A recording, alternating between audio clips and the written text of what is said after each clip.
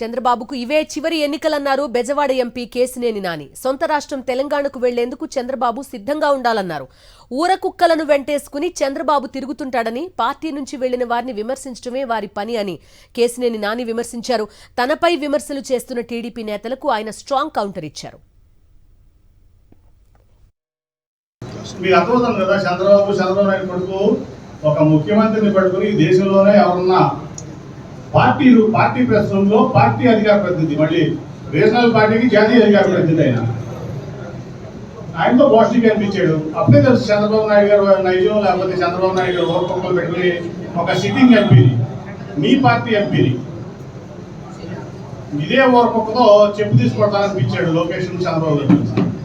అంటే వీళ్ళు ఈ సమాజానికి మంచి చేస్తారా, చెడు చేస్తారా, ఈ సమాజంలో ఏ రకమైన మెసేజ్ పంపిస్తారనేది చంద్రబాబు నాయుడు లోకేష్ సమాజం చెప్పాలి. నేను కదా నన్ను అంటే ముఖ్యమంత్రి అనిపించారు కదా పోస్టింగ్ అని, అనిపించారు లేదా? రోజు అదే మరి సిట్టింగ్ ఎంపీని, నేను నీ పార్టీ ఎంపీని ప్రెస్ మీట్ పెట్టి నన్ను చెప్పు తీసుకోవడానికి ఇదే ఊరకొక్క అనిపించారు, కాల్మని కుక్క.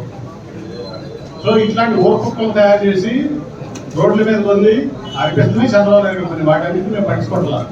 ఎందుకంటే ఊరకొక్కలు ఏరుకు వెళ్తా ఉంటుంది, ఊరకొక్కలు వస్తూ ఉంటాయి.